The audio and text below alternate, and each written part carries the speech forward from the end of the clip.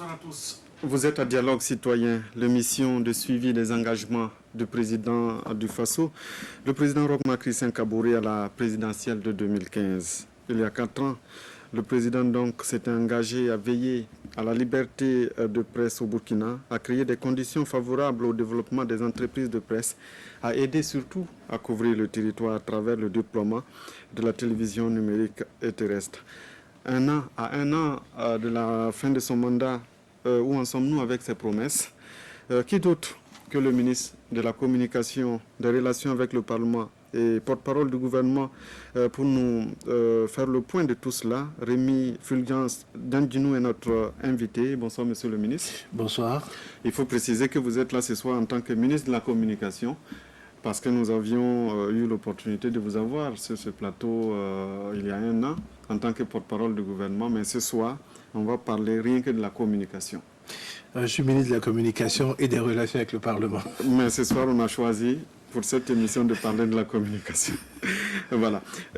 Comme d'habitude, nous allons donc aborder 2 thématiques. Et donc, nous aurons en première partie la liberté de presse et le développement des médias. Et ensuite, en deuxième partie, on va parler de la couverture territoriale et le déploiement de la TNT.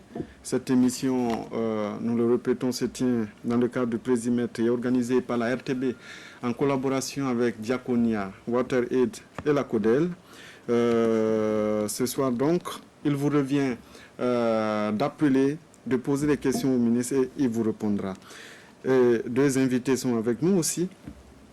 Ici, ils passeront à tour de rôle en plateau pour échanger directement avec vous, monsieur le ministre. Entre ces 2 interventions, il y aura des appels téléphoniques et les questions des internautes.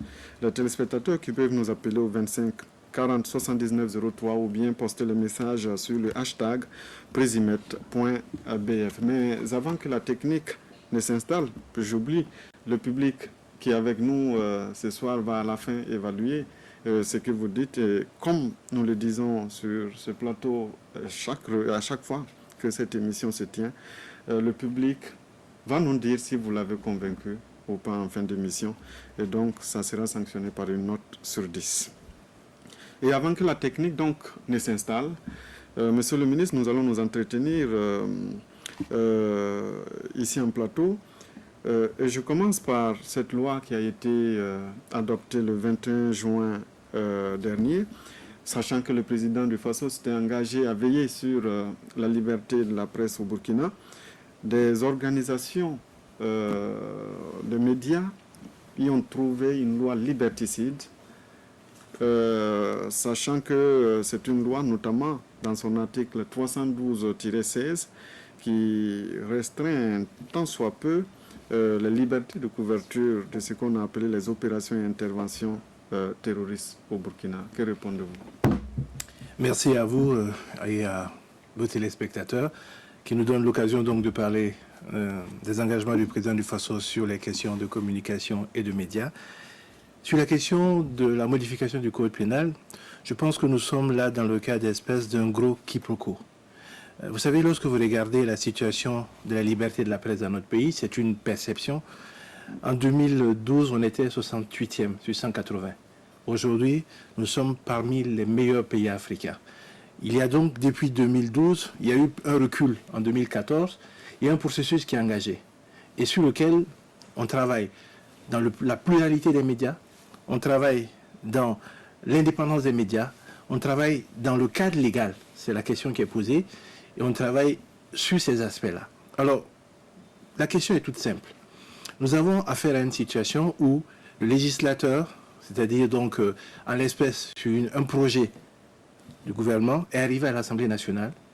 Et ce projet-là a été voté par l'Assemblée nationale.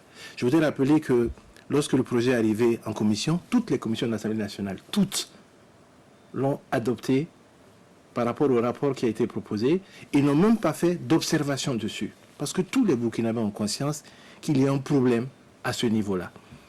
La presse est dans son droit de dire qu'il y a des risques. Mais nous sommes dans un État où nous participons à construire une démocratie. Nous avons fait un projet de loi. Le projet a été accepté par l'Assemblée nationale. Et aujourd'hui, la partie judiciaire... Sans consulter le premier concerné. C'est peut-être aussi ce qui pose problème. C'est-à-dire qu'il faut qu'on le dise de façon claire au Burkinabé. Il y a eu un travail au niveau du gouvernement. Je rappelle un peu l'histoire. D'ailleurs, ça m'a valu un peu quelques remontrances de la part de mes collègues, parce que lorsque nous sommes arrivés avec le premier projet de loi, nous avons dit il y a des risques. Et le président du Faso a dit en conseil, mettez-vous ensemble, trouvez un élément qui garantisse que la presse continue à faire son travail. Et ce travail qui est arrivé après a été accepté de façon unanime par l'ensemble du gouvernement et a été proposé. L'Assemblée a fait pareil. Ce que je voudrais dire, c'est que rien n'oblige aujourd'hui l'Assemblée, et ils l'ont rappelé. Mais avant d'arriver à l'Assemblée, au niveau du gouvernement, il y a eu un travail. On n'a pas associé justement les professionnels des médias. Il y a eu un travail qui a été fait. C'est un projet de loi. Nous avons cette possibilité de le faire. Nous avons associé le Conseil supérieur de la communication, la NPTIC, les services de sécurité, tous les acteurs dans le cadre gouvernemental. Et on sait bien sûr que quand un projet arrive à l'Assemblée nationale est libre, en son sein, de faire appel aux différents acteurs, ce que l'Assemblée a fait pour certains, d'autres n'ont pas participé ou ont estimé avoir été invités un peu tardivement. Et l'Assemblée, ensuite, introduit un rapport qui est voté. Je pense qu'il faut aussi que l'on rappelle un peu le processus de la loi. Ça, c'est vraiment l'élément. Maintenant, sur le fond, je pense qu'aucun des Burkinabés ne peut rester insensible au fait que notre pays s'est construit aujourd'hui en partie à cause d'une presse indépendante plurielle. D'ailleurs, j'ai la malchance de me faire taper dessus. Comme on dit en Djoula, je suis la galette. Parce que mes anciens confrères de la presse disent je suis celui qui tue la presse. Vous n'êtes pas seulement un ancien confrère, parce que vous faites partie de ceux qui ont été sur le devant de la scène. Vous, notamment, vous êtes trois dans le gouvernement. Non, c'est ce que je veux dire. Oui, donc, au centre de presse Norbert Zongo. Et aujourd'hui, on a l'impression que aucun vous êtes dans le gouvernement, mais aucun des membres du gouvernement qui sont issus de cette expérience du monde de la presse ne peuvent penser un seul instant qu'ils vont aller à contre-courant de l'évolution. Dans aucun des pays aujourd'hui, on ne peut empêcher la presse de faire son travail. Sauf que le résultat le démontre. Laissez-moi terminer un instant. Avant de terminer, je voudrais une précision. Non, je voudrais préciser. Parce que ce qui est en train d'être dit, il faut que les gens prennent l'ampleur de la chose. La base du texte, c'est de permettre à nos forces de défense et de sécurité de travailler en toute quiétude. Et moi, je dis toujours, et c'est un principe qu'on avance partout, ma liberté s'arrête lorsque commence celle des autres. Je voudrais donner quelques exemples. Allez-y. Nous avons tous vu le 11 septembre. On a monté des images des personnes qui sautent des tours du World Trade Center. Mais personne n'a vu à l'intérieur un corps déchiqueté. Il y a eu des centaines de morts. On a tous vu le Bataclan. On a tous entendu parler. On rentre dans une salle de spectacle, on tire sur les gens. On a des gens qui courent, on montre les images qui courent. Ensuite, on voit la police qui a fait un barrage. On ne voit plus rien derrière. Et aucune personne n'a vu à l'intérieur de ce qui s'est passé au Bataclan. Moi, je me pose la question, les médias dans ces pays-là, ont-ils moins de liberté que nous? Parce que nous, on a tendance à les regarder. Parce que dans les médias burkinabés... laissez-moi terminer. Quand vous regardez ensuite, je vais me prendre le troisième exemple que je prends, c'est ce qui s'est passé à la frontière avec le Togo. Douaniers ont été tués, 3 douaniers. À peine le sang était encore frais par terre, que nous avons vu sur les réseaux sociaux et relayé par des organes de presse présents sur les réseaux sociaux. Parce qu'il faut qu'on dise les choses comme ça aussi. La photo de ces personnes-là, les vidéos des personnes, visiblement, il y a un problème. Il y a un problème. Et les textes qui ont été pris, en fait, je pense qu'il faut qu'on soit honnête. Je ne vois pas comment nous pouvons empêcher la presse de faire son travail. Si vous montrez des personnes qui sautent d'un immeuble, en quoi cela va gêner le travail de la... Mais si vous allez filmer l'espace dans lequel ça s'est passé, où la police fait des enquêtes, où il y a un processus de détection, de recherche des preuves qui est en cours, il peut y avoir un problème. Je pense que les médias occidentaux, comme les nôtres, on a besoin de garantir un minimum de quiétude à nos hommes qui sont sur le terrain. Il y a d'autres exemples qui ne sont pas appropriés à la presse parce que c'est des exemples plutôt des acteurs des réseaux sociaux sur lesquels je ne vais pas revenir. Mais je pense en toute honnêteté que c'est un processus qui ne veut pas empêcher la presse de faire son travail. Et moi, j'ai foi à une chose. Là où on est arrivé, monsieur le ministre, permettez-moi, oui. Là où on est arrivé, c'est que en prenant ces mesures, justement, quand on prend l'article 312-16, Si l'on prend l'exemple de l'intervention qui a eu lieu à Ranyongo, on peut facilement se retrouver sans images pour les télévisions et sans photos. Non. Parce qu'il Non. était impossible Non. de prendre ces images-là sans pour autant montrer ce qu'on appelle les scènes de crime, c'est-à-dire les balises. Alors, je pose la question, je vous réponds de deux façons. Premièrement, si vous montrez les impacts sur le mur, en quoi ça empêche de faire l'enquête? Je ne vois pas. Ça dépend de l'interprétation peut-être des enquêteurs. Le journaliste, il s'assume dans ce qu'il fait. Le journaliste s'assume, et ça a toujours été comme ça. Le journaliste s'assume. Oui, mais les journalistes ont plutôt l'impression, justement... Si vous ne me laissez pas terminer mon propos, oui, vous allez premier exemple, c'est une ça. précision que Deuxièmement, ce qui s'est passé à l'intérieur, et c'est là où la loi, on ne la regarde pas suffisamment. On a tous dit, c'est pas possible que ces images ne soient pas venues s'il n'y avait pas des acteurs de l'intérieur qui avaient diffusé ces images. Et aujourd'hui, ce code pénal-là, il pénalise quasiment encore plus ceux qui sont sur les terrains d'opération, donc le FDS notamment, qui seront tentés d'envoyer ces images-là. Donc, on ne peut pas dire aujourd'hui que c'est parce que la presse était là-bas. Non, il y a des acteurs qui ont donné des images. Moi, j'aime bien ce propos du président de l'Assemblée nationale qui, à un moment donné, dit c'est pas possible qu'on ait ces images-là. Ceux qui ont filmé n'étaient pas là. Lorsqu'on a neutralisé les gens au niveau de l'ambassade de France, il n'y avait pas de journalistes là-bas. Comment les images sont sorties? Mais paradoxalement, lorsque l'opération française, soutenue par nos forces de défense et sécurité, libère des otages ici, il y a 2 morts des Français, on ne voit pas les images. Pourquoi? Parce que simplement, dans le processus qu'ils ont mis en œuvre, ils ont dit, nous tenons à prévenir les familles d'abord, à prévenir leurs frères d'armes d'abord. Et nous, on est capable de faire le blackout sur ça. Et quand ce sont nos hommes... Il n'y avait pas de journalistes sur place non plus. Oui, mais nos hommes étaient là-bas. Pourquoi ils n'ont pas fait les photos? Oui, je veux dire qu'il faut qu'on rentre dans une situation où il y a véritablement un traitement équitable. Alors, il y aura d'autres personnes qui vont venir évoquer davantage la question, parce qu'il faut qu'on évolue bon, d'accord, ok. Donc j'aurai l'opportunité de revenir là-dessus. Alors, parlons des médias publics.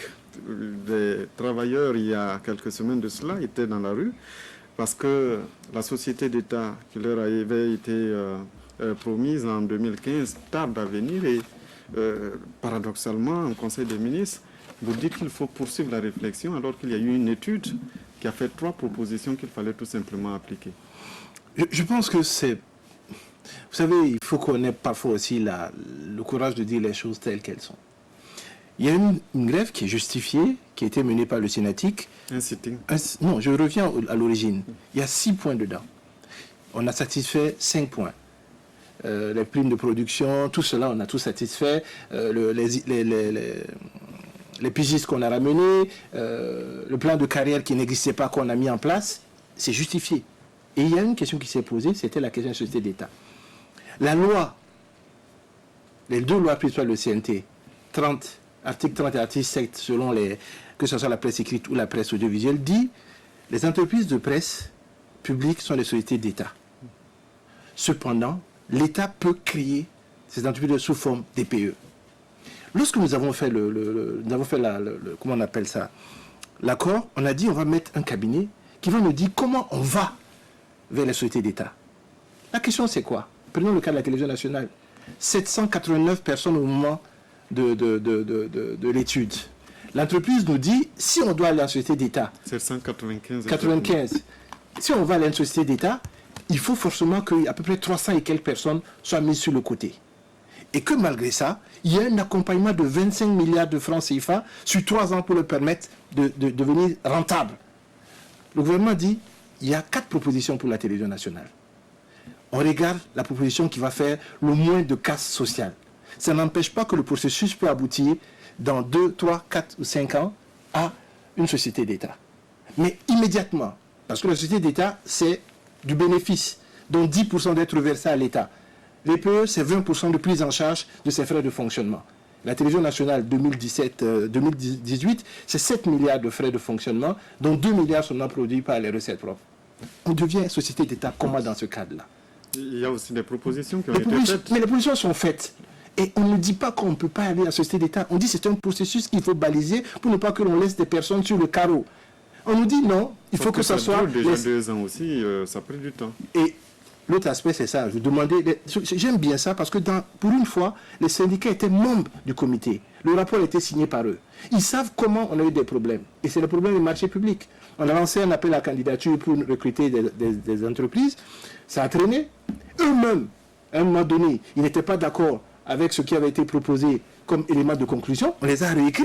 Mais ça, ce n'est pas la faute du gouvernement ni la faute du ministre de la Communication. C'est un processus dans lequel ils ont été partie prenante. Alors donc, ils doivent attendre toujours. Non, ils ne doivent pas attendre. Le processus est tel, le président du FASO, plutôt le Premier ministre, a dit on va convoquer un conseil de cabinet et on va regarder en essayant de sauver. Parce que moi, j'ai rentré le dossier en conseil de ministres. J'ai dit voilà ce qui est proposé. On m'a dit mais si on va en société d'État. Ce qu'on vous reproche aussi, monsieur le ministre, c'est que apparemment vous avez une idée peut-être arrêtée aussi sur la question et que bon, non. Vous orientez le gouvernement vers votre position. Je n'oriente pas le gouvernement vers ma position. Vous savez, ça fait 3 ans que je suis au ministère. J'évite, en ce qui concerne notamment les médias, d'être trop impliqué dans la prise de décision en laissant les acteurs tous décider. Ce que je veux dire, c'est un fait. Moi, je ne veux pas tricher sur les faits. Vous avez dit vous-même 795 personnes. On ne peut pas aller en société d'État avec 795 personnes et avoir une entreprise rentable. Ce n'est pas possible. En Côte d'Ivoire, ils ont fait ça, ils ont licencié la moitié des gens pour que ça puisse être société d'État. On dit non. Moi, j'écoute ce que les propositions disent. Il y en a 4. 1, on va comme ça, mais ça ne peut pas être société d'État. Il va falloir financer continuellement. On diminue de 300 et quelques. Il faut accompagner pendant 426, pendant 3 ou 4 ans. On va en DPE en leur donnant une comptabilité de société privée. Parce que là, il y a un vrai problème. Et là, les médias ont raison. Je prends Sidoya, qui ne peut pas passer son contrat son marché de papier avec qui il veut. La personne lui vend du mauvais papier. Qui ne peut pas réparer sa machine parce que les modalités de passation des contrats de la fonction publique empêchent l'opérateur allemand, qui est le seul dans la sous-région, de se plier. Je parle de la RTB. Vous êtes dans ce studio-là. Ça fait 2 ans qu'on essaye d'avoir un studio. Vous savez comment on a dû négocier avec le ministère des Finances un décor cohérent. Comment on a dû négocier point par point pour avoir en fin de compte un accord pour pouvoir mettre en place un nouveau studio, parce qu'on disait non, il faut le passer normalement, il y a des menuisiers, il y a des électriciens, alors que le studio, c'est aussi les appareils techniques comme les caméras, tout c'est en ligne de compte. Donc c'est cette réalité-là qu'il faut prendre en compte. Sur le sujet, nous allons appeler le douanier Ahmed Koné, qui est là avec nous ce soir. Il est de l'Observatoire burkinabé des médias. Il va échanger directement avec vous sur la question de liberté et aussi du développement des médias. Ok. Monsieur Koné, bonsoir. Bonsoir. Bonsoir. Vous avez 10 minutes pour échanger avec le ministre. Monsieur le ministre, j'avoue que je suis un peu ému parce que ça fait une 40aine d'années que j'ai présenté mon dernier journal télévisé ici. Donc je remercie en même temps nos amis de la RTB.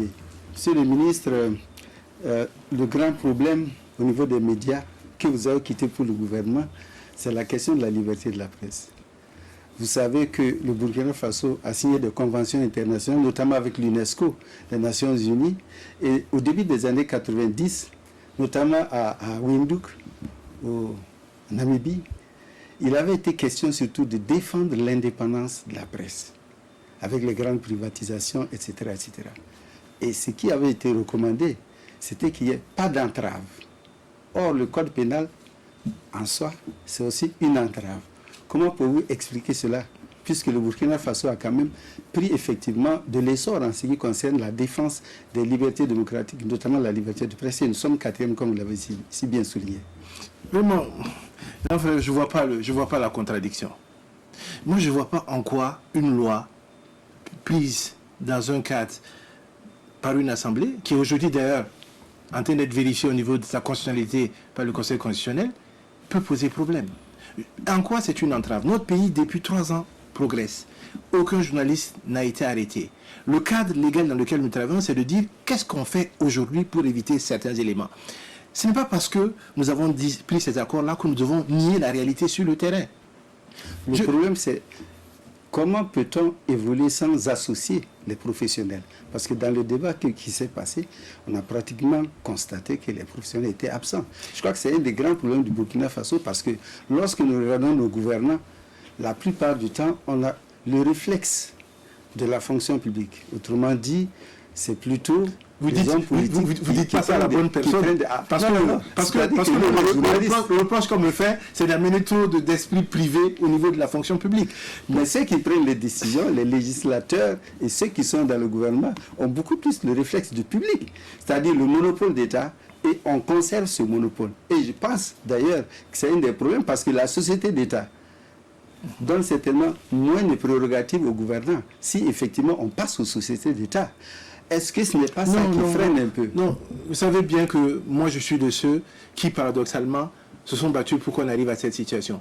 L'idée c'était quoi? C'est d'arriver à avoir un organe qui puisse être opérationnel, de telle sorte qu'il soit à équidistance des acteurs.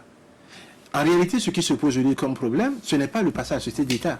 Parce que lui, de toute façon, que ce soit dans 2, 3, 4, 5, 6 ans ou aujourd'hui, on va y aller. C'est comment on fait pour éviter la casse au niveau social. Mais ça, il ne faut pas qu'on se le cache. Il ne faut pas qu'on se le cache. Est-ce que vous pensez aujourd'hui qu'on peut laisser 300 personnes sur le carreau sous peut-être la société d'État? Ça se discute, monsieur le ministre. Mais une société d'État, mais on est là. Mais là où je ne suis pas d'accord avec vous, c'est comme si vous faites... Les acteurs syndicaux étaient membres de la commission. Ils ont assisté à tout. Ils connaissent le débat du début à la fin, M. Koné. Il n'y a pas un syndicat qui n'était pas présent. Les rapports ont été signés par eux. Ils savent dans le texte qu'il y a 4 propositions pour la RTB, 2 pour Sidoya. Ils ont signé en bas du rapport.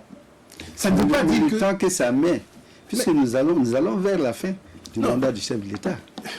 Quelle garantie on peut donner qu'effectivement... Vous me posez la même question que l'animateur. J'ai dit...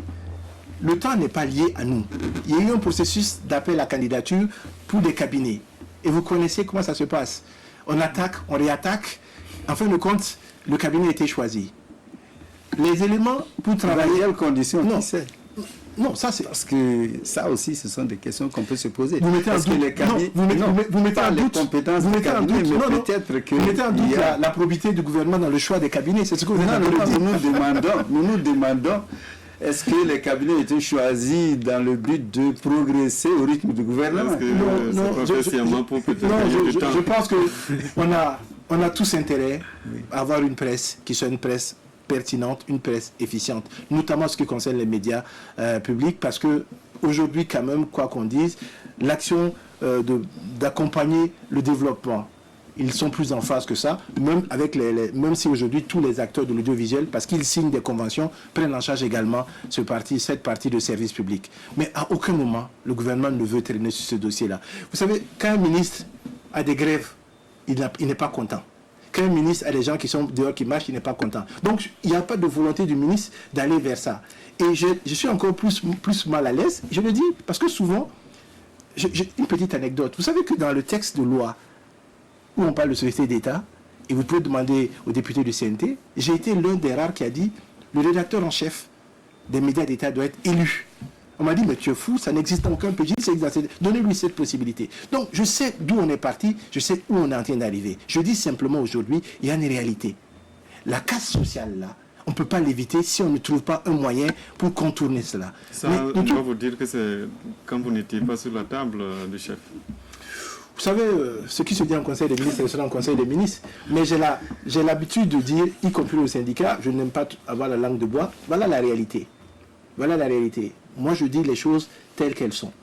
Aujourd'hui, je sais pourquoi un certain nombre d'acteurs demandent la société d'État, parce que pour eux, c'est un moyen, effectivement, de donner aux médias de service public une plus grande autonomie dans le traitement de l'information. Je sais aussi que d'autres le demandent uniquement parce qu'ils pensent qu'ils vont avoir un peu plus sur leur salaire.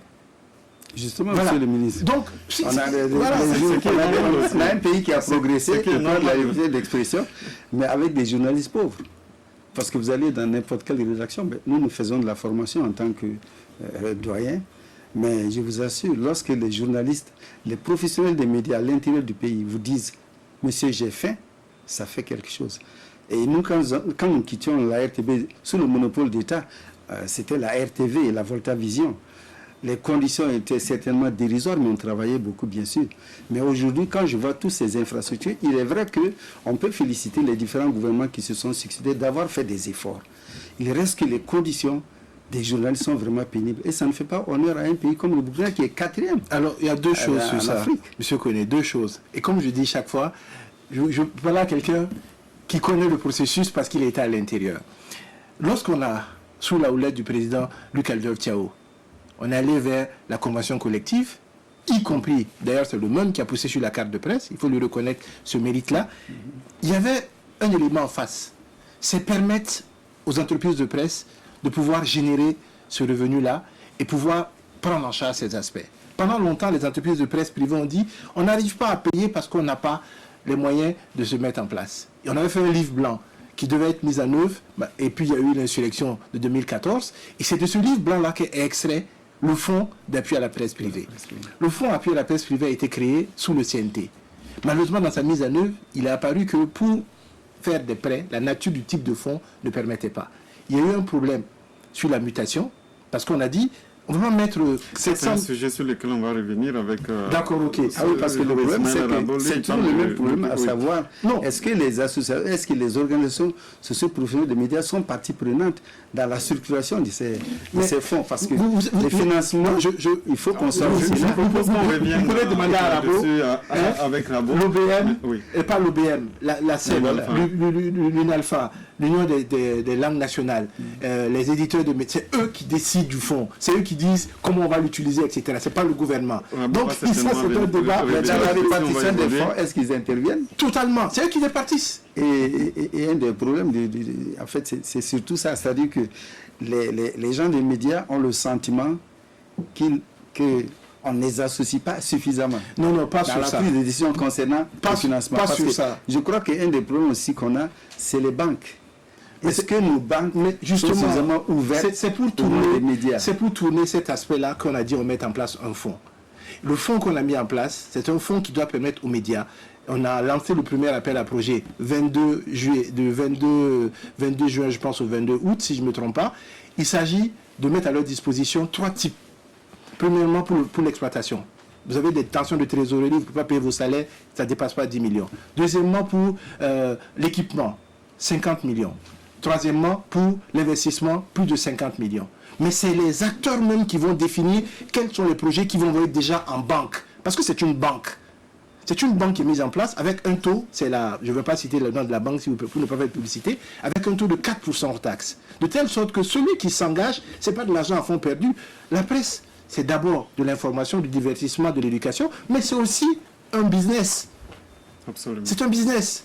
Donc on ne le fait pas en disant je vais penser que de façon extraordinaire. Non, on le fait avec une logique derrière, en disant je construis une entreprise, je vais prendre en charge des salariés, je vais faire des investissements. Celui qui vient dans la presse en disant non, je veux juste parler de moi, bon, ça va être un peu compliqué, parce que c'est un modèle derrière qu'il faut mettre en place, qui fasse aujourd'hui que certains organes de presse qui existent ne tiennent pas le coup.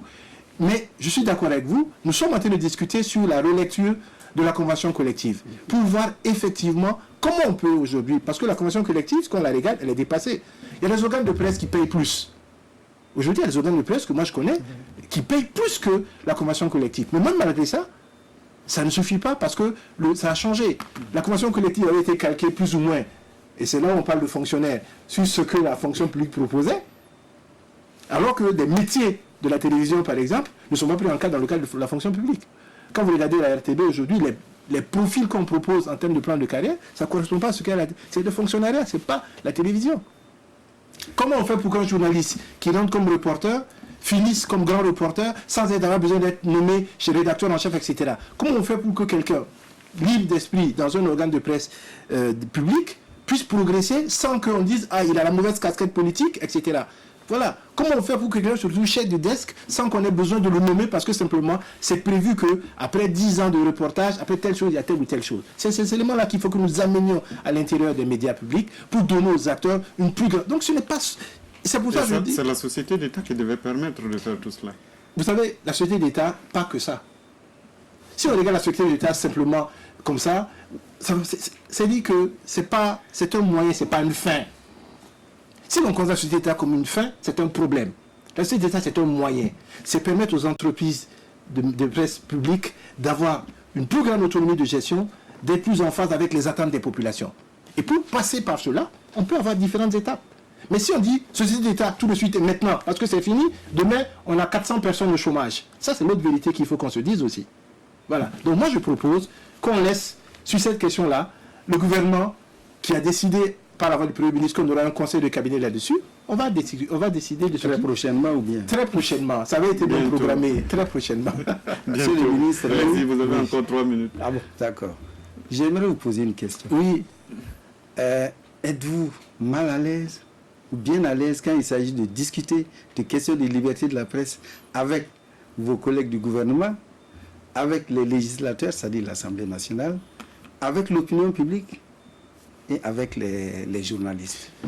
J'ai jamais été autant à La l'aise. société civile. J'ai jamais les été partis autant à l'aise. politiques. Parce Vous que- êtes à l'aise avec tout le monde Non, ou je- vous avez des difficultés dans Avec d'autres- personne. avec personne. Avec personne. Vous savez, je parle avec les acteurs. La dernière fois, à la sortie du vote, j'étais en train de taquiner le président de la CEP. Il dit oui, je suis d'accord sur le contexte, mais bon, la formulation n'est pas bonne. Tout le monde sait aujourd'hui qu'il y a un problème. Et ça, effectivement, il faut le préciser parce que les Tout le monde organisations sait. des médias sont effectivement d'accord qu'il faut réguler. Tout le monde sait qu'il y a un Mais c'est problème. peut-être Tout le monde la sait. formulation. Est-ce La façon de faire. Oui. Est-ce que c'est le fait qu'il n'ait pas été associé, vous avez parlé d'un certain nombre de textes, certains existaient déjà. Certains, on les a relus simplement en intégrant certains aspects. Il y a de nouveaux. Et parle de Voilà. l'interprétation qu'on peut en faire. Mais c'est pour ça, notre pays, vous savez, moi, c'est pour ça que je suis à l'aise. Notre pays, c'est un pays qui se construit, difficilement, mais qui se construit. Vous savez combien de fois le gouvernement burkinabé a été retoqué par la justice? Moi, ça ne me gêne même pas un peu.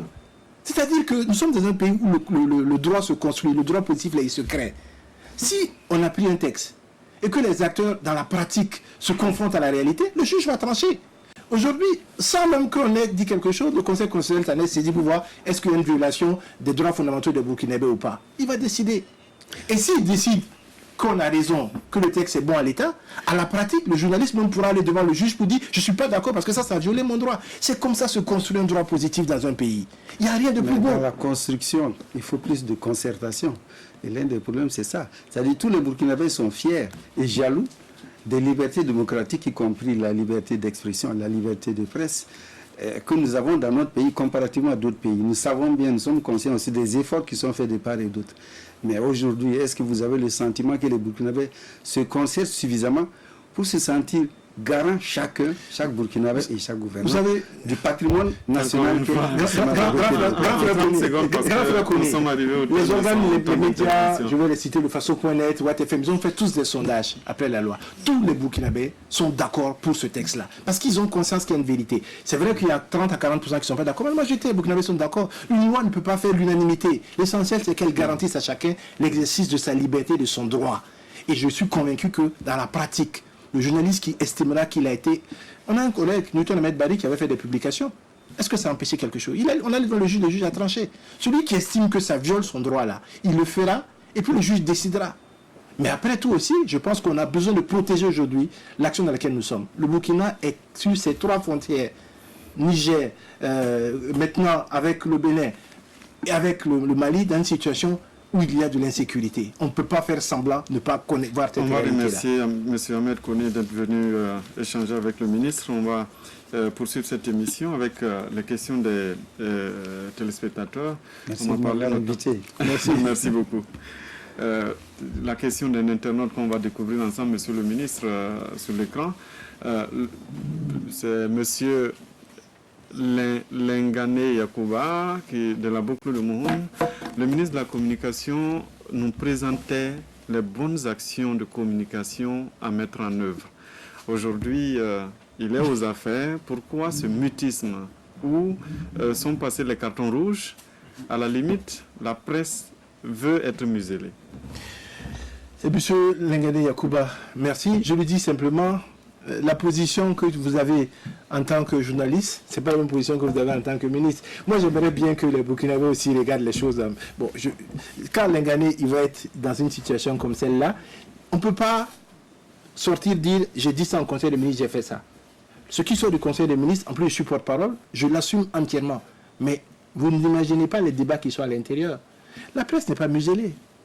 La presse burkinabé est l'une des plus libres du monde. Ce n'est pas parce que nous disons aujourd'hui qu'il faut regarder par rapport à la sécurité, ne pas dire où nos forces de défense sont en train de se déplacer, ne pas dire quel type d'armes elles ont, ne pas montrer une scène de crime terroriste que nous muselons la presse. Non. Chaque jour que vous ouvrez les radios, les gens parlent. La critique, elle est vive, elle est féroce. C'est ça qui fait avancer une démocratie. En quoi la presse est muselée? Est-ce que montrer le corps de gendarmes tués le visage des personnes, c'est ça qu'on muselle la presse. C'est peut-être montrer les images au procureur d'abord Non. avant diffusion. Non, c'est-à-dire que c'est pas avant diffusion. C'est-à-dire que moi je dis, j'aime bien les comparaisons. Les attentes, vous avez une chaîne d'international qui fait de l'info continue. Il y a un attentat. Ils font l'info continue pendant quasiment une journée entière. Vous aurez quelques images floues comme ça. Après, le lendemain, 2 jours après, vous aurez des mêmes. Qu'est-ce qui s'est passé? C'est le même processus. Il n'y a rien de nouveau. On n'a pas inventé la roue. D'accord. On n'a pas inventé la roue. On va essayer d'aller courtement pour prendre le plus grand nombre de questions. Je crois que M. Lengane a compris votre réponse. On va prendre une autre question ensemble. Un internaute de Haut-Bassin, on va découvrir ensemble. Monsieur le ministre, dites-nous quelle a été votre impression après le vote de loi modificative du code pénal. On se rappelle que vous avez dit lors d'un grand blogueur que l'envoi de l'avant-projet de loi était suspendu pour une large concertation avec les OSC, chose qui n'a pas été faite. Je ne sais pas si j'ai dit une large concertation avec les OSC, mais j'ai dit une large concertation. Je suis allé dans un grand blogueur et j'ai dit, mais c'est ce que j'ai répété sur ce plateau. Le premier projet qui est arrivé, nous l'avons estimé en majorité qu'il y avait des risques pour la presse.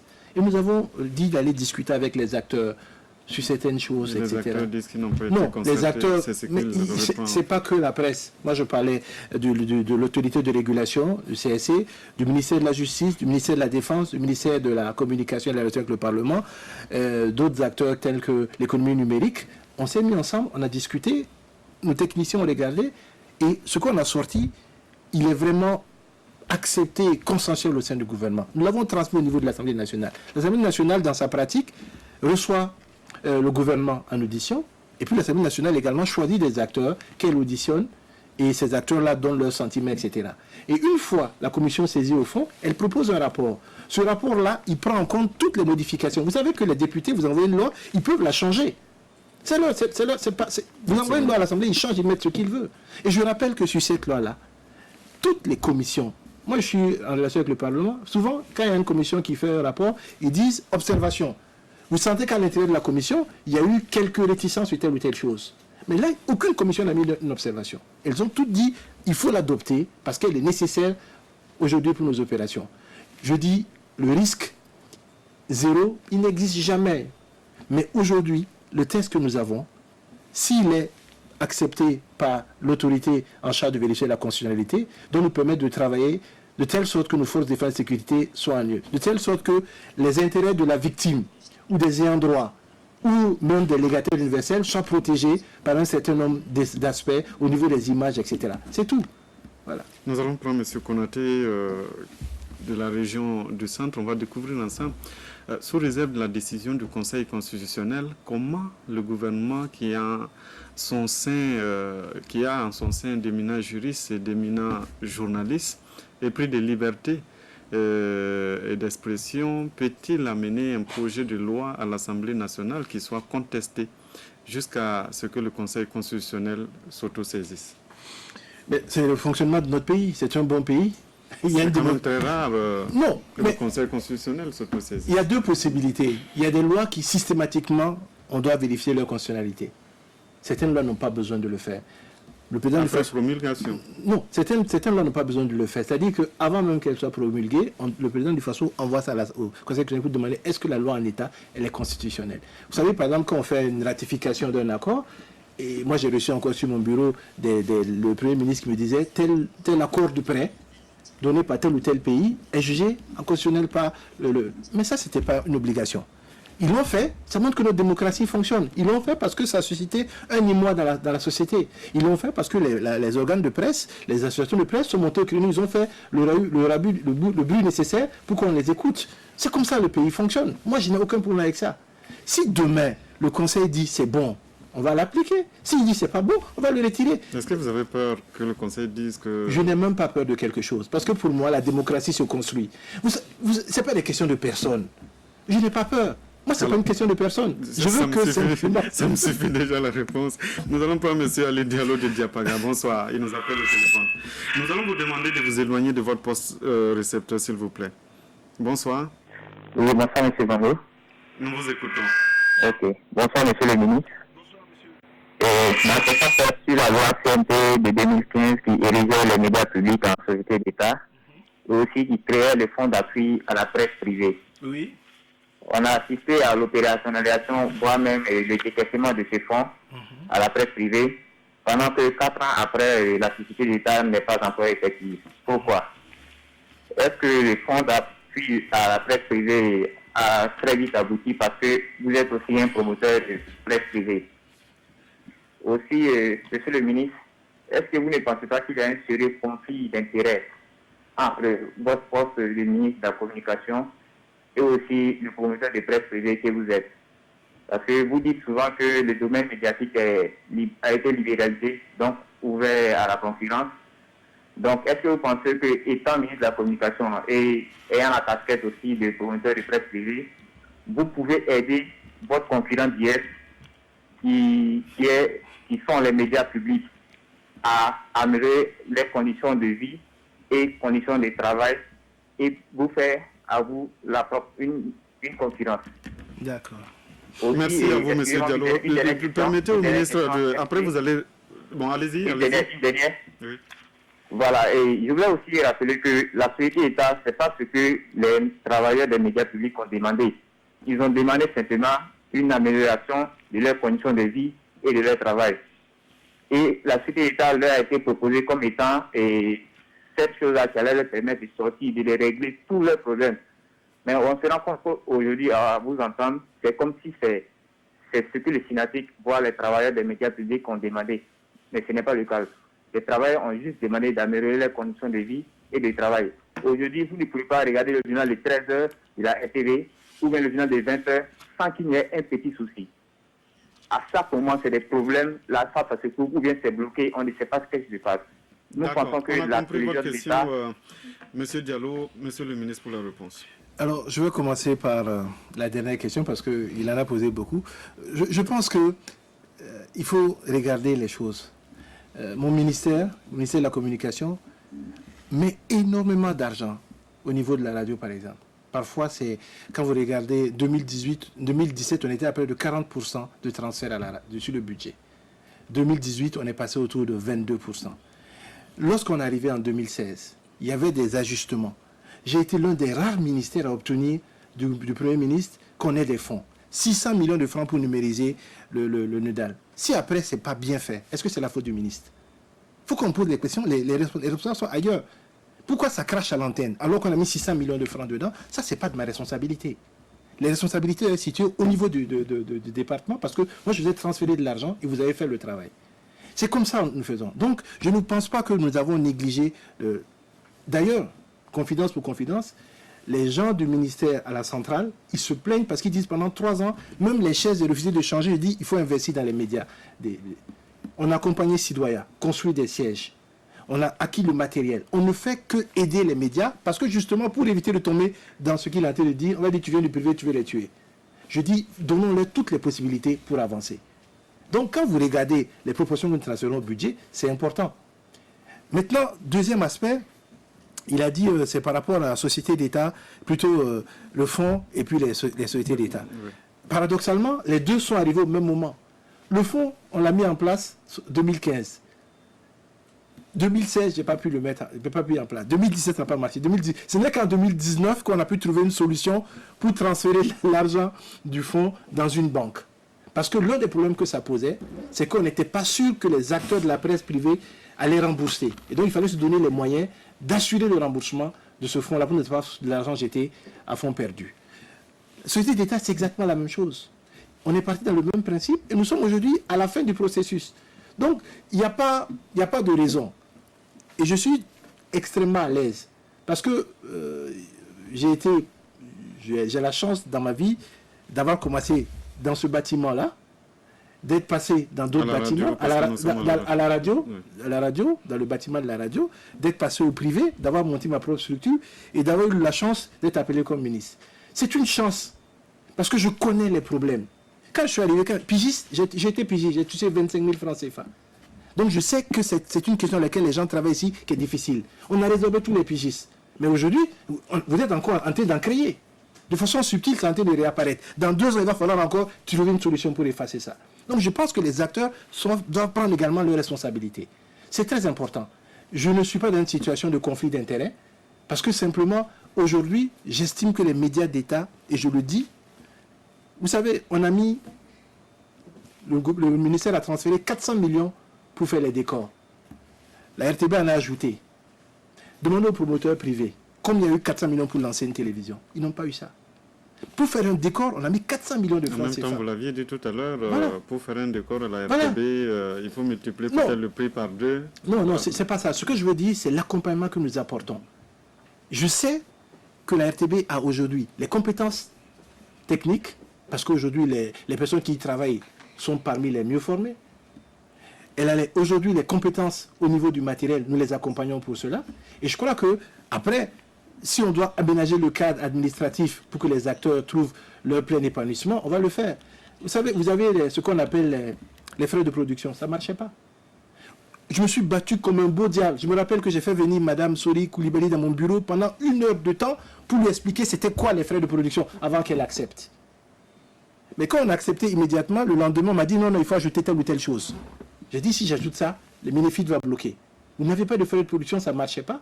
Et est-ce qu'aujourd'hui, ça a apporté un plus au niveau des contenus, en termes de création, etc. C'est aux téléspectateurs de juger. Nous, on a fait notre travail pour accompagner ce processus-là. Monsieur Karama Badiel nous appelle de Gawa. Bonsoir. Oui, bonsoir. Nous vous écoutons.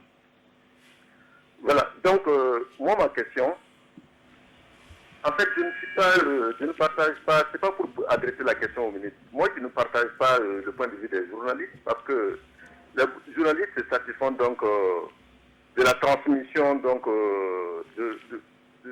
des émissions sans se soucier donc des obstacles qui obstruent donc le travail donc de la justice.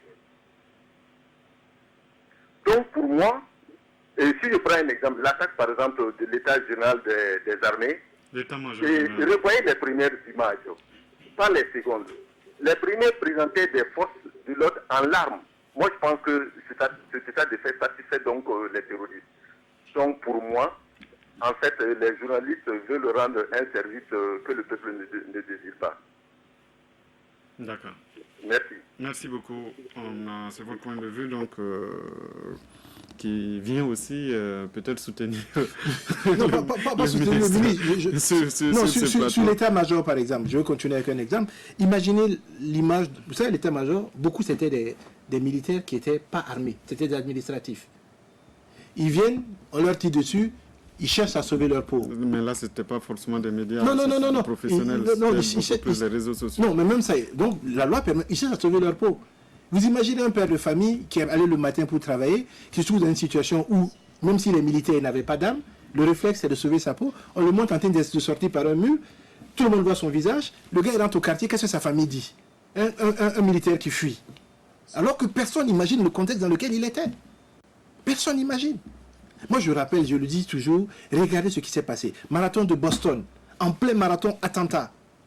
Dès qu'on a dit attentat, on n'a plus su ce qui s'est passé jusqu'à ce point où on nous dit, voilà. Pourtant, il y avait du foule. Toutes les caméras étaient braquées. D'accord. On va prendre M. Ali Tamboura qui nous appelle de Djibo. Bonsoir.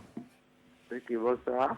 Nous vous écoutons. Bon, je pense que le ministre a déjà fait un plan sur ma question, mais je vais la poser. D'accord, M. Tamboura. J'essaie juste de faire la lecture par rapport à l'autosaisine de la Cour de constitution.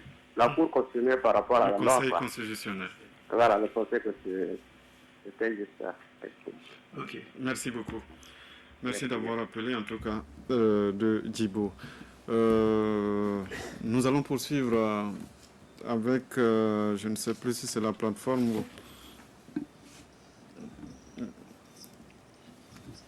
Alors, on me signale à l'oreille qu'il s'agit d'une question sur la plateforme que nous allons découvrir ensemble. Monsieur Lamine Ouedraogo du Centre, pourquoi certaines télévisions n'ont toujours pas de programme, mais fonctionnent en mode test? Que dit la loi à propos de cela? Je crois que la personne parle de la TNT qu'on n'a pas encore abordée, mais on va vous permettre. Mais je pense que M. Lamine pose un vrai problème. Ouais. Un vrai problème. Et le régulateur du contenu, c'est le CSC.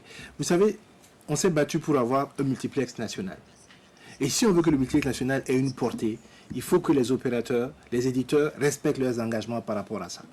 C'est-à-dire que nous avons demandé un arrêté du Premier ministre qui va être pris de telle sorte que le 1er novembre, il y a une extinction du signal. Ça voudrait dire que celui qui a dit qu'il veut faire une télévision où il met des séries africaines, il faut qu'il y ait des séries africaines. Celui qui dit qu'il veut faire une télévision où il y a du sport et de la musique, il faut qu'il y ait du sport et de la musique. Jusqu'à présent, c'est des tests. Mais à un moment donné, il faut que le CSC, moi, et c'est ça la différence, moi je ne m'occupe pas des contenus, que le CSC oblige les acteurs à le faire. Sinon, l'avantage du bouquet que nous avons, il va être perdu. On est l'un des seuls pays africains à avoir accepté d'aller sur le bouquet national. Tous les autres pays ont dit, on va faire rentrer Canal+, on va faire rentrer... Nous, on a gardé le bouquet national. Et aujourd'hui, si on veut avoir cette plus-value-là, créer un écosystème derrière, c'est-à-dire avoir des journalistes qui produisent des reportages qui sont achetés, avoir des gens qui font des séries qui sont achetées, créer un vrai écosystème de la télévision, de l'audiovisuel, il faut que les acteurs respectent effectivement ce pourquoi ils ont postulé. Et on peut le trouver, puisque ils ont postulé au CSC et on leur a attribué des télévisions pour des fréquences plutôt pour faire telle ou telle chose. On va appeler M. Ali Rabo qui est avec nous, qui va venir justement parler de cette question, le déploiement de la TNT à travers le territoire et la couverture des autres médias. Monsieur Ali Rabo, bonsoir. Soumaïla. Soumaïla Rabo, pardon, bonsoir. C'est normal. Parce que je viens de parler avec Ali Diallo. Donc, voilà, monsieur Soumaïla Rabo, pardon, bonsoir. Simon. Vous êtes membre de l'UNALPHA. Oui. Et vous êtes journaliste aussi. Vous avez la parole pour échanger avec le ministre. Bonsoir, monsieur le ministre. Bonsoir, monsieur Rabo. Voilà, le président du Faso, quand il battait campagne, a promis au Burkinabé d'assurer la couverture totale du territoire pour la radio et la télévision. Où on en est aujourd'hui? Alors c'est un enjeu majeur. Pour la radio, il y a deux aspects qui sont importants. On était à peu près à 50% lorsque le président du Faso a été élu. Et nous avons misé sur deux axes. La remise en place de la radio rurale. Sur ces 3 années, nous avons mis à peu près en place 19 émetteurs. La remise en place des émetteurs de la radio nationale. On est à peu près, je pense, on doit être autour d'une vingtaine d'émetteurs, 19 à peu près. Mais il y en a certaines qui n'ont pas pu être connectées pour des questions notamment liées à la sécurité de l'environnement. Donc on est passé de façon générale à 53%, à 85 ou 87% selon qu'on est radio rurale ou radio nationale. Donc il y a eu véritablement une expansion. Maintenant, il y a des émetteurs qu'on n'a pas pu mettre, parfois pour des raisons sécuritaires. À Seba, à Arbinda par exemple, on n'a pas pu les allumer, radio nationale. Mais on a progressé et nous espérons que 2019, avec les dernières acquisitions d'émetteurs dans les tranches que nous avons obtenues, je reviens à mon propos de base, pour respecter cet engagement-là en 2016, alors qu'on a réduit les budgets partout, le Premier ministre nous a donné l'autorisation d'acquérir les émetteurs sur 3 ans pour respecter cet engagement. Dans le même optique, on avait la numérisation pour préparer la TNT. Donc, c'est des actes importants qui ont été faits. En ce qui concerne la télévision, je pense qu'aujourd'hui, je peux dire en toute franchise, le seul problème que nous avons, c'est que tout le monde n'a pas le décodeur. Sinon, la couverture, elle est quasiment totale. Il y a 35 sites pour la télévision TNT. 35. Tout a été installé. 5 avaient des difficultés de raccordement avec l'énergie. Soit des Copel, soit avec la Sonabel. C'est fait. Il y a 2 qui malheureusement ont des problèmes, c'est des questions sécuritaires. C'est ces 2-là que nous avons de la peine à ramener. Donc aujourd'hui, si on décidait que tous les Burkinabés avaient l'accès à la TNT, si on coupait, même dans des zones comme Oronkwa, des trous... Oronkwa, c'est une voilà. de Burkina. Voilà. Non, parce qu'il y avait toujours eu des problèmes. Oui, par rapport au relief. Par rapport au relief. Oui. Vous savez bien, je pense ça parce que c'est une des zones où les gens regardaient, écoutaient plus les télévisions et les radios d'ailleurs. Mais aujourd'hui, c'est réglé. Notamment, c'est ça la voix de mon village. Donc, je sais pourquoi vous avez... Je rebondis en compartimentant. Je prends d'abord la radio. Vous avez dit qu'il y a assez d'émetteurs qui ont été acquis.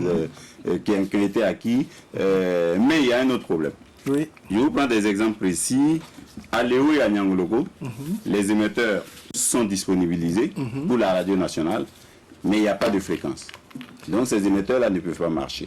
Dans d'autres localités comme Diapaga par exemple, les émetteurs, comme Kongoussi aussi, les émetteurs ne sont même pas encore installés parce que les techniciens, leur problème, même quand on les installe, S'il n'y a pas la fréquence, ça ne sert pas à grand-chose. Non, je réponds de façon simple. Ça, c'est le problème dont parlait le grand frère Koné du fonctionnaire. C'est-à-dire que la télévision nationale et la radio nationale ne pensent pas qu'eux, ils doivent payer des frais de redevance. Alors que la loi... Le Conseil supérieur de la communication et à l'ARCEP. À l'ARCEP. C'est-à-dire que pour avoir une fréquence, il faut payer. C'est ce que la loi dit. Donc, les médias, télé et radio nationales disent non, nous on est télé et radio, on ne peut pas payer. Mais la loi dit qu'il faut qu'ils payent. Mais c'est vous qui devez prendre les dispositions pour que ces médias publics payent. Laissez-moi terminer. Que l'État paye à l'État. Oui, c'est l'État qui paye à l'État. Mais sur le principe déjà, nous sommes en train de tomber d'accord avec la... Parce que si vous dites vous ne payez pas, il faut trouver un élément, parce que la loi dit tout le monde paye. Donc, on trouve le moyen maintenant de payer. Et nous, on dit, il faut payer. Maintenant, on va demander à l'ARCEP comment nous allons échelonner le paiement, mais ils vont nous donner les fréquences à l'avance. Il y en a pas seulement d'eau, il y en a, c'est un certain nombre important, parce qu'il y a les fréquences de la radio rurale, il y a les fréquences également de la radio nationale. Donc, ça pose un problème. Les émetteurs sont là, et il n'y a pas de fréquence. Le projet de contrat est rentré à l'ARCEP. Je pense que le président de l'ARCEP a une oreille favorable à notre écoute, et on va pouvoir gérer ça. Mais c'est une question simplement de texte. La loi dit qu'il faut payer des redevances pour qu'on te donne la fréquence. La télévision nationale, la nationale dit non, nous, les radios nationales, on ne paye pas les fréquences. Mais la loi dit qu'il faut payer. C'est simple. Donc, c'est comment on sort de cette situation. Une question de fond, la télé sur et la radio question. feront des facturations spéciales pour l'ARCEP. D'accord, tant mieux. Une question de fond. Oui. Vous avez dit tout de suite, moi j'avais 80% de couverture du territoire en radio, vous avez dit 85%, 87%, c'est pas un problème.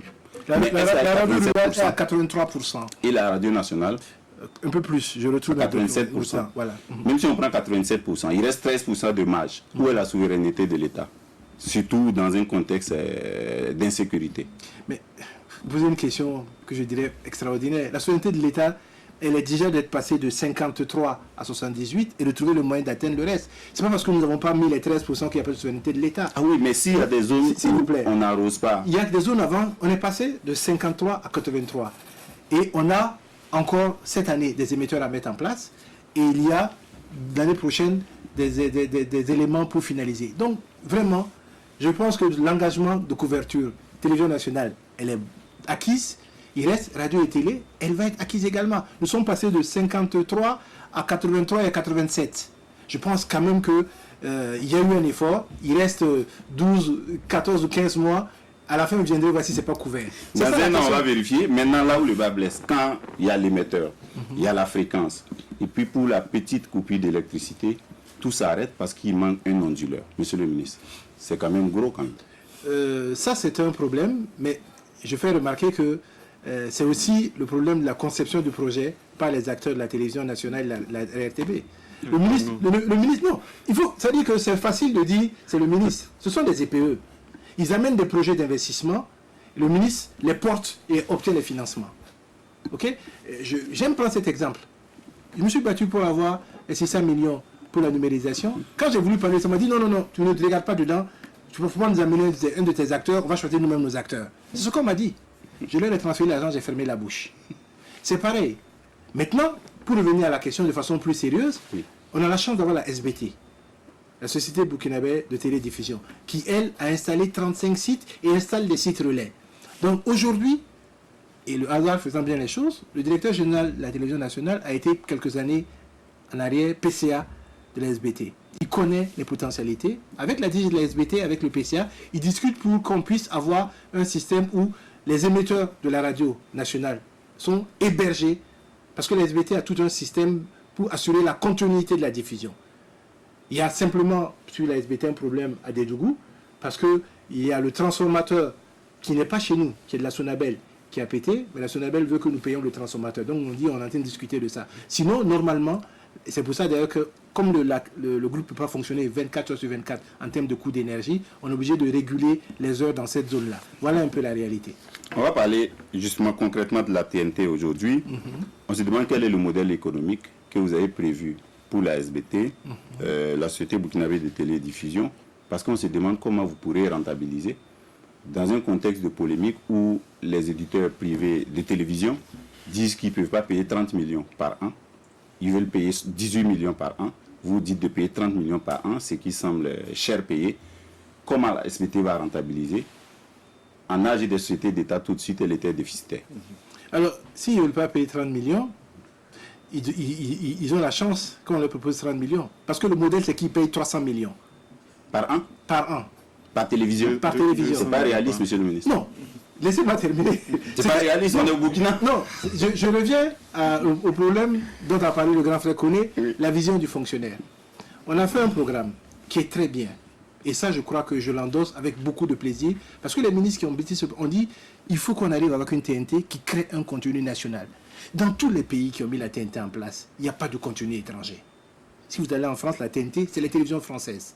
Sauf dans les zones frontalières avec l'Allemagne et la Belgique, où vous avez, de par la mixité. Sinon, nous, on ne peut pas venir mettre une TNT et avoir des contenus étrangers parce que le prochain grand business, entre guillemets, c'est le business des contenus et de la culture. Mais vous dites que les voisins africains font ça avec des chaînes internationales. Je continue. Donc, nous, ce programme, on l'a mis en place. Donc, le modèle, il fallait payer 300 millions pour que la SBT soit rentable. On a dit, trouvons des dérivatifs. Un des dérivatifs, c'est d'avoir, puisque la structuration, l'infrastructure a été mise en place pour avoir au moins 2 multiplexes. Pour les téléspectateurs, le multiplex, c'est le système qui permet d'avoir la compression des 20 chaînes de télévision au moins qu'on diffuse. Donc on peut mettre un deuxième multiplex. Et lui, il va être payant. Il va payer à la SBT. Ensuite, il y a tout ce qu'on peut avoir comme produits dérivés, c'est-à-dire la télévision à la demande, tout ce qui peut être lié à ça. Mais aujourd'hui, il faut que cela se mette en place. Il faut par exemple qu'il y ait une bonne connexion Internet. Il faut que l'opérateur soit choisi. Et donc, on a 2 ou 3 années minimum sur lesquelles il faudra que l'État accompagne la SBT. La question fondamentale, c'est celle qu'a tranché PM. Son Excellence, le Premier ministre, a dit les Burkinabés, où qu'ils soient, doivent avoir accès le plus largement possible à l'offre télévisuelle. On parlait de notre liberté de la presse. Un des éléments, c'est la pluralité des opinions. Parce que la presse, dans nos pays, ce n'est pas seulement de dire, mais ça permet aux gens aussi de dire ce qu'ils veulent. C'est-à-dire c'est vraiment un cadre où ils ont l'information, mais où également ils ont la liberté d'expression. Et donc, partant de ça, on va trouver le juste milieu. Mais ce que je veux faire comprendre... Avec 30 millions, on peut rentabiliser la SBT. C'est pas possible. Ça veut dire que l'État sera obligé... Non, j'ai parlé tout à l'heure, André ne m'a pas écouté. J'ai dit sur 3 ans, il va falloir trouver un modèle intermédiaire pour sortir de cette situation. Parce qu'on ne peut pas, une société d'État, c'est le même problème qu'on va avoir avec la RTB, une société d'État ne peut pas avoir des subventions. Lorsqu'on discutait, le ministère de l'économie, des Finances et du Commerce a dit non, il faut changer la structure. Soit vous en faites une société, un EHPAD administratif qui gère le patrimoine, mais il faut trouver une solution autre. Parce qu'on comprend votre impératif d'avoir une couverture nationale et d'offrir le plus de télévision nationale à tous les Burkinabés, mais on ne peut pas rester en société d'État et avoir une subvention. Voilà la réalité. On est d'accord avec ça. Il reste qu'une question plus fermée. On a acquis la TNT à 45 milliards au Burkina, c'est ça? Un peu, oui, c'est à peu près ça. La Côte d'Ivoire à 22 milliards. Oui. Pourquoi? Parce que 22 milliards, 42 milliards, c'est tout compris, tout compris. En fait, nous, on s'est retrouvés aussi autour de 22 milliards, puisque l'État a enlevé les taxes. OK? La Côte d'Ivoire a fait 22 milliards, mais la Côte d'Ivoire a fait 22 milliards, pas sur tout le territoire national. Ils vont étape par étape. Il faut regarder les choses en face. La Côte d'Ivoire a fait ça à 22 milliards et elle a donné ça à un opérateur étranger qui met ses chaînes à l'intérieur et qui sont complétées par 4 ou 5 chaînes ivoiriennes. Et ce n'est pas justement dans les soucis de rentabilisation. Je peux terminer. Notre réalité est telle que quand vous faites la TNT au Burkina, vous avez déjà, aujourd'hui on a 29 chaînes plus ou moins. Vous avez déjà, comment vous faites? Vous supprimez ces chaînes-là pour les mettre dans la TNT, vous faites avec. Il faut tenir compte de l'existant. Deuxièmement, même là-bas, on leur a dit de payer 300 millions, les 5 chaînes disent qu'elles ne peuvent pas payer 300 millions. Ils n'ont pas pu avancer d'un iota. Le Sénégal qui a commencé la TNT avec nous, c'est bloqué. Ils ont arrêté. La Côte d'Ivoire, qui a un processus qui a démarré en retard, ils sont en train de discuter des causes. Dans la sous-région... Le Rwanda qui a réussi. Ouais, le Rwanda a réussi. Mais le Rwanda, c'est un phénomène à part en termes d'espace, en termes comment on appelle ça, de connexion Internet. Si vous avez la connexion Internet, par exemple, vous n'êtes pas obligé de louer le satellite. Nous, on loue une bonne partie du satellite, ça nous coûte à peu près plus du milliard pour pouvoir reprendre les services de la RTB et permettre d'amener les signaux d'un point à un autre sur l'étendue du territoire. Voilà la réalité. En Côte d'Ivoire, par exemple, ils ont une option qui permet aux télévisions d'avoir leur audimat en temps réel, c'est-à-dire de savoir combien de téléspectateurs sur chaque télévision. Nous, on n'a pas cette option. Pourquoi? Parce que si on devait mettre ça, ça serait au niveau du décodeur. Si on met ça au niveau du décodeur, c'est-à-dire il faut imposer des décodeurs au Burkinabé, alors qu'on a arrêté le prix du décodeur. Il ne doit pas dépasser 10 000 francs CFA, le décodeur de base. celui qui va venir les services à valeur ajoutée va pouvoir le mettre dessus. La seule chose que nous avons mis en plus, quand nous avons pris le projet, c'est la possibilité de le crypter. Parce qu'en se disant, peut-être que demain on peut dire aux gens, il faut payer 5 francs au moins pour avoir le truc. Mais quand on en parle, ça, tout le monde vous tombe dessus. Oui, mais ça fait plus de dépenses pour les ménages, vous demandez plus d'argent aux gens. Est-ce que, par exemple, en mettant fait au signal non, pour répondre à votre question, analogique le premier novembre, oui. C'est vrai que si on avait imposé un décodeur, on aurait pu avoir à la fois des études d'audience, mais malheureusement, on aurait mis des décodeurs trop chers pour les populations. Donc c'est pour ça qu'on a ramené. Aujourd'hui, le décodeur, il est à 4 000, 5 000, 6 000, 7 000. Il n'atteint pas 10 000 francs. Décodeur de base. Voilà. C'est la réalité. Finalement, avec la TNT aujourd'hui, est-ce que le téléspectateur gagne? Est-ce que l'État gagne? Qui gagne finalement? C'est peut-être ceux qui fabriquent des décodeurs pour nous. Non, tout le monde gagne. Tout le monde gagne. Parce qu'on a une couverture aujourd'hui de plus de 90% de tout le territoire national. Les zones qui n'avaient pas d'accès ont aujourd'hui accès.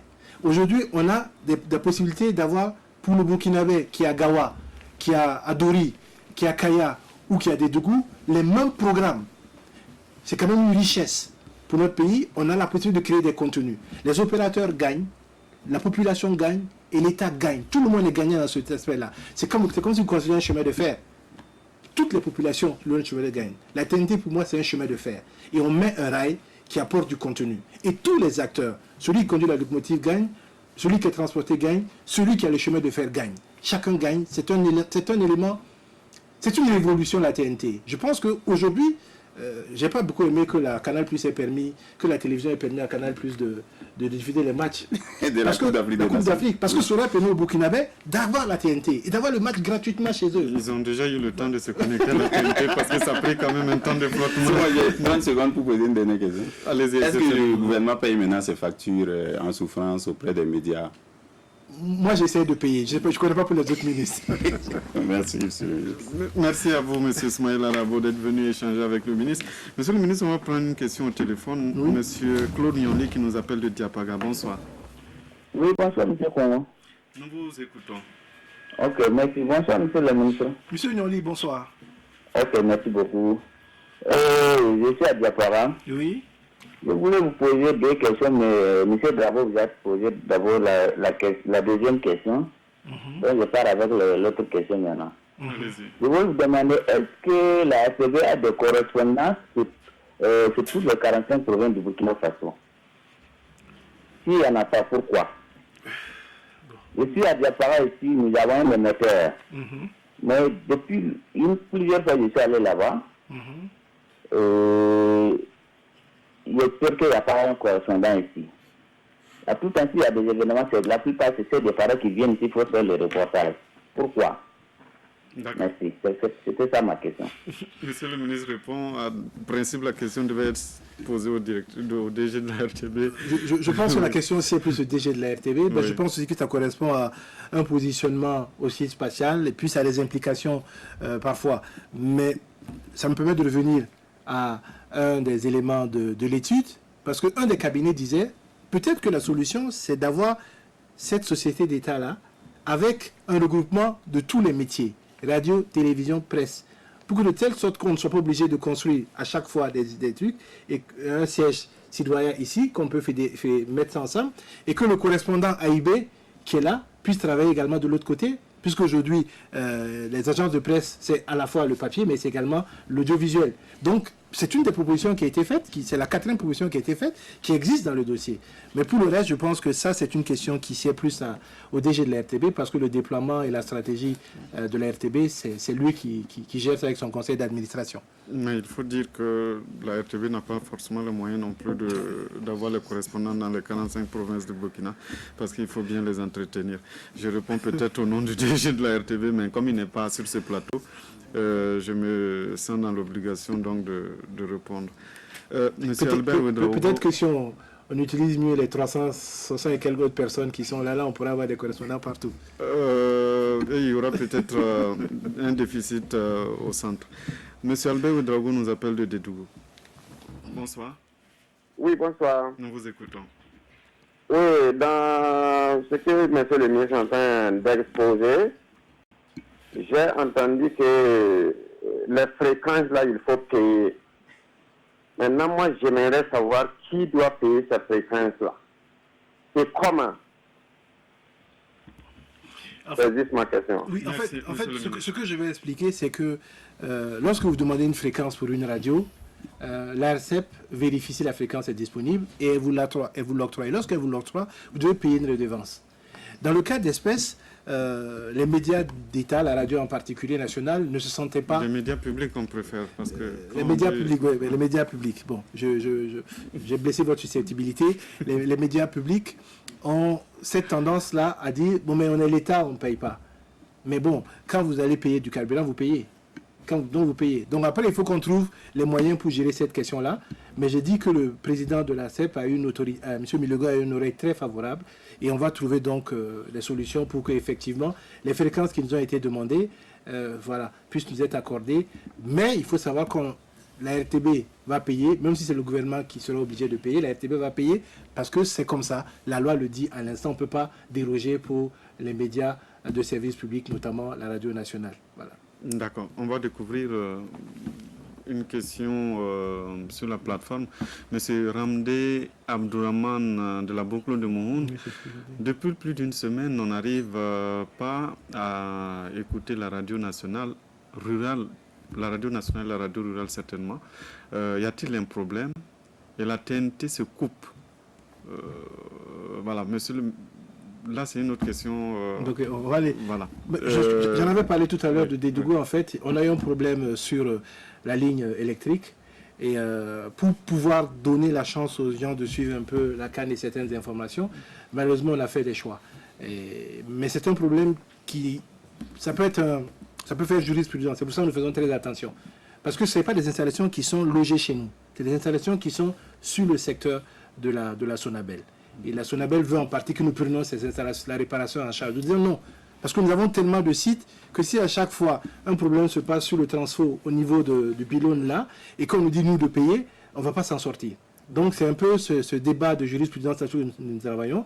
J'ai personnellement écrit, il y a quelques jours de cela, une lettre au ministre de l'Énergie pour poser le problème, afin que nous puissions se trouver une solution, parce qu'elle pénalise. Et ça va être d'autant plus grave que lorsque nous allons avoir l'inspection du signal, les acteurs pourront se retourner contre la SBT et demander des réparations. Okay. Parce que si un annonceur de Dédougou attend une publicité à cet instant-là et que ça ne passe pas, il peut se retourner vers la RTB, demander des réparations, et la RTB va se retourner vers la SBT. Donc il faut que nous balisions très bien ce décrochage-là afin de pouvoir donc avoir véritablement une quiétude entre les différents opérateurs.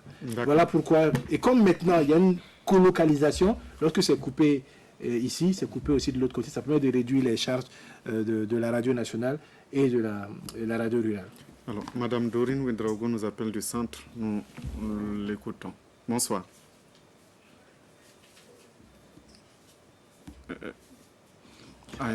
Oui, c'est sur la plateforme, c'est pas un appel téléphonique. De revenir, voilà. Oui, Monsieur le ministre, pouvez-vous revenir sur ce qui explique que la RTB télé était cryptée sur le bouquet canal, plus pendant les matchs au début de la CAN? Je pense que c'est une question de droit. Le directeur général de la télévision, M. Pascal Tombiano, l'a bien expliqué.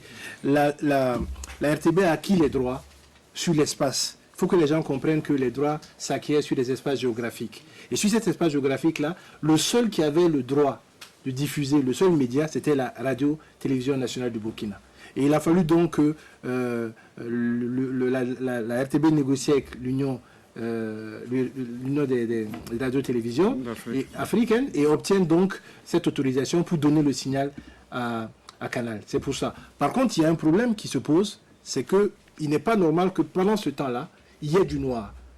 Ça, c'est un problème qui se pose et sur lequel nous avons d'ailleurs interpellé le CSC parce que nous pensons que si vous suivez une chaîne française et que pendant qu'ils n'ont pas les droits, ils mettent quelque chose d'autre à la place.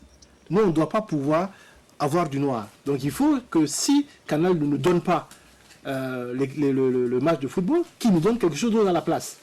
Mais on ne paye pas pour avoir du noir pendant 4 heures de temps. Là, je pense qu'il y a un problème. Mais sur la question des droits, c'est clair que les droits sont donnés à la radio-télévision nationale et que sur l'espace burkinabé, c'est la télévision nationale seule qui avait le droit de diffuser les matchs, sauf entendre ce qui s'est passé. D'accord. Une autre question sur la plateforme. Kombari du centre S, Monsieur le ministre, À quand le délai pour la couverture TNT sur l'étendue du territoire, ici, dans le Koulpeurgo, nous sommes déconnectés de la chaîne nationale? Non, je pense que s'il a le décodeur, normalement, ces questions-là sont réglées. Je le dis, j'avais même amené ma carte, je ne l'ai pas prise avec moi. À l'exception donc de 5 sites, tout le territoire est couvert. Donc c'est l'occasion pour appeler les téléspectateurs à acquérir les décodeurs. Ils coûtent moins cher, ils sont accessibles partout. Ou à regarder parfois les télévisions qui sont rentrées normalement, et ça c'est le problème. La loi sur la télévision numérique de terre, prise en 2013, obligeait les importateurs à importer des téléviseurs avec des décodeurs intégrés. Normalement, aujourd'hui, on ne peut pas payer un décodeur s'il n'y a pas un téléviseur, s'il n'y a pas un décodeur intégré. Malheureusement, certains téléviseurs n'ont pas les décodeurs intégrés, mais il faut pousser vers ça. Nous avons pris un texte. Les décodeurs font partie des produits dont les prix sont définis par un arrêté. On a mis ça au même titre que le pain, etc. Aujourd'hui, le décodeur de base ne doit pas dépasser 10 000 francs CFA. La concurrence fait qu'aujourd'hui, vous en avez à un peu moins, selon les qualités, mais vous avez le décodeur. Et si vous payez un téléviseur aujourd'hui, il y en a plein qui arrivent de Chine, d'Inde, etc. Ils ont tous des décodeurs intégrés, et vous mettez juste l'antenne, vous faites la recherche, et vous avez les 19-20 chaînes qui se présentent, y compris donc celles dont on a parlé, les chaînes qui sont en test et qui devront basculer. Au 1er novembre, il n'y aura plus de signal. 2019, il n'y aura plus de signal hertzien. L'analogique là va disparaître.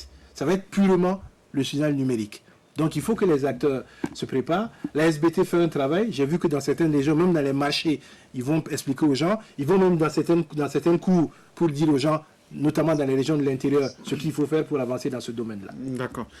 Monsieur Valère Da nous écrit de Gawa. Nous allons découvrir ensemble, monsieur le ministre.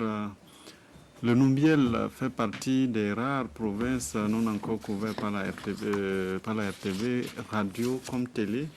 La province est couverte par des chaînes des pays voisins comme le Ghana, la Côte d'Ivoire. Monsieur le ministre, à quand la RTV dans le Numbiel, particulièrement à Batié, le chef-lieu? Les 5 en attente dont je parle, c'est Seba et Armida pour des questions de sécurité, Solenzo, Batié et Mangodara. Ça a été raccordé au réseau. Littéralement, comme on dit, on attend qu'ils viennent mettre le compteur. Voilà, c'est à ce stade-là nous sommes. Donc les 5 qui nous sont en attente, je rappelle, c'est Seba et Arbinda. C'est pour des questions de sécurité qu'on n'a pas pu les raccorder. Solenzo, Batié et Mangodara ont été raccordés au réseau. Et les fils sont arrivés dans les localités. Et maintenant, nous attendons juste qu'on vienne nous mettre, on dépose le compteur pour qu'on puisse commencer. Donc je réponds à monsieur, ça va se faire très rapidement dans les semaines qui viennent. Alors, encore une question sur la plateforme que nous allons découvrir.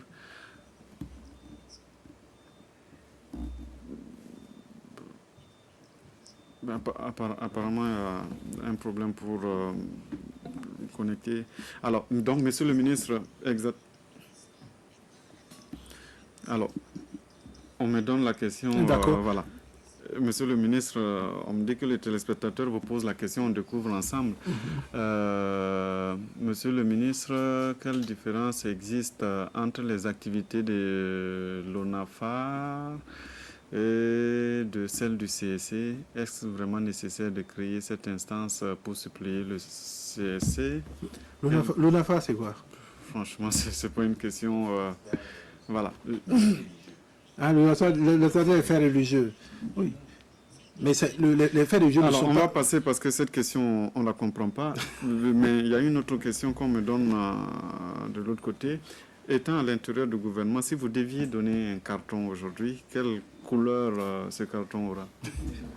Je ne sais pas pourquoi vous voulez que quelqu'un... Parce que vous aviez habitué les Burkinabés à des cartons. Pourquoi vous voulez que quelqu'un se flagelle lui-même? Laissez les acteurs vont donner un carton. Et je rappelle que nous sommes dans une démocratie qui est une démocratie élective. Il y a un homme qui a présenté sa candidature, qui a été élu à une très forte majorité, qui a jusqu'en 2020 pour afficher. Il y a des réalisations importantes. Malheureusement... Mais lorsque vous donniez les cartons, c'était un gouvernement élu aussi. Oui, mais aujourd'hui, je ne peux pas donner des cartons dans ce que je fais. Moi, je suis quelqu'un de très honnête. Que les autres me jugent et j'avance. Et c'est pour ça que la critique, elle est importante. C'est pour ça que les médias sont vitaux dans notre démocratie, parce qu'ils apportent des critiques. Mais je pense que ce serait faire de être malhonnête que de dire je vais me donner un carton. En français facile, vous n'êtes plus dans le rôle du donneur, vous n'êtes plus l'arbitre. Non, je suis le joueur. Là, je suis le joueur, donc vous ne pouvez plus donner de carton. Voilà, ceux qui regardent le match donnent le carton ou que l'arbitre donne un carton. Voilà. Adama Koulibaly, le vérificateur de cette émission, est dans la salle. Nous allons l'inviter à se présenter. Bonsoir Adama Koulibaly. Bonsoir Simon. Il est là, il vous a suivi de l'autre côté. Il a rassemblé aussi les notes du public qui est dans ce studio et donc il nous dira qu'est-ce que le public dit de vous et qu'est-ce qu'il a retenu lui-même. Bonsoir Monsieur le ministre. Monsieur mon censeur, je vous écoute. Bien, donc le pôle de vérification vous a suivi avec attention. Tout d'abord, la première observation, on sent qu'il y a une maîtrise des différents sujets qui ont été évoqués ce soir. Mais au regard justement de cette maîtrise, paradoxalement, on a l'impression que sur certains aspects, vous avez laissé les téléspectateurs sur leur soif. Donc, notamment par rapport à la loi sur le code pénal, pour son adoption, vous n'avez pas pu convaincre par rapport à la procédure. Donc ça, c'est l'observation que le pôle a pu faire. Et aussi par rapport au fonctionnement des médias publics, on a l'impression que vous êtes en marche, alors que ces médias sont sous votre tutelle. Quand vous dites par rapport à ces aspects, vous laissez toujours les médias gérer. Autre observation, par rapport également aux chiffres, vous arrondissez toujours au plus fort. Ça, c'est l'observation qui a été également faite. Qu'à cela n'était, Monsieur le ministre, pour l'ensemble justement de votre prestation de ce soir, le pôle de vérification vous attribue la note de 6 sur 10. Donc le public présent vous a aussi noté, la moyenne du public est de 6 sur 10. Donc ce qui vous donne une note globale donc, de 6 sur 10, Monsieur le ministre. Merci. Commentaire, Monsieur le ministre. Je pensais que j'allais avoir 4. Non, je pense que c'est un exercice qui est important. Hein, c'est important. Ce que je veux dire, c'est sur la loi, il n'y a rien d'autre à dire. Hein. La presse attend quelque chose que je ne peux pas lui donner. Ce n'est pas possible. Ceux qui attendent que le ministre de la Communication tire sur le gouvernement, ils ne sont pas dans un monde de réalité. Maintenant, je dis et j'ai foi que nous avons un pays qui se construit dans la justice et dans la démocratie. Donc, si le juge constitutionnel estime à un moment donné que ça peut être attentatoire aux libertés, il va prendre décision. Sinon, on aura le texte, on va l'appliquer et à la pratique, on va le sortir. L'autre aspect, c'est sur les médias. Vous savez, quand ça vous arrange, vous dites une chose. Il n'y a dans aucun média du monde, vous ne verrez par exemple les gens venir à la rédaction dire que le ministre a bloqué le papier. La télévision nationale l'a fait. Alors que l'antenne ne peut pas appartenir aux journalistes. L'antenne appartient à la direction de la... Là, c'est peut-être des aspects administratifs. Non, ce que je veux dire, c'est quoi? Donc, c'est pour dire qu'on ne peut pas se plaindre que le ministre gère. C'est-à-dire que moi, je veux que les médias, et c'est ma philosophie.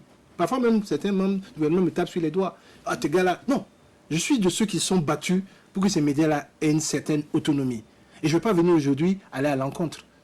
Par contre, ce que je leur demande, c'est qu'ils soient professionnels jusqu'au bout. Et que quand on dit on va faire ça, on le fait entièrement. Quand on regarde aussi l'impact d'un certain nombre de décisions que l'on prend. Pour le reste, je pense que nous avons la chance d'avoir des médias qui ont du personnel compétent. Et je pense qu'à la pratique et dans les années à venir, ça va s'améliorer certainement. Merci en tout cas, monsieur le ministre, d'être venu répondre à toutes ces questions. On avait cru que par rapport à l'actualité, vous alliez vous soustraire, mais vous avez accepté venir affronter les téléspectateurs. Donc, c'est à votre honneur. En tout cas, nous vous sommes infiniment reconnaissants. Merci à nos deux panélistes qui sont venus donc débattre avec vous. Merci au public qui est venu. Merci aux téléspectateurs, à toute l'équipe technique et l'équipe de préparation de cette émission. Dialogue citoyen, c'est fini pour aujourd'hui. La dernière édition du journal, c'est tout à l'heure avec Ismaël Diloma Sirima.